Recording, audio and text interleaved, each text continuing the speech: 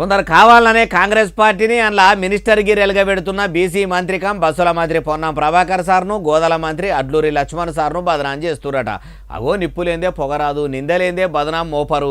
అది సరేగాని ఇప్పుడు అట్లెవలంటురే బాలన్న ఏం కథన అంటే అన్న మనిషిరే తెచ్చిన చూడూరి. నిర్వహిస్తున్న శాఖల్లో మీరు ఈ విధంగా మాట్లాడితే మీకు ఆ వర్గాల పట్ల ఎంత అవహేళనగా, ఎంత అవగాహన రాహిత్యంతో, ఎంత పూర్తిగా మా మీద జాలి చూపెడుతూ మాట్లాడుతున్నటువంటి తీవ్రంగా ఖండిస్తాం.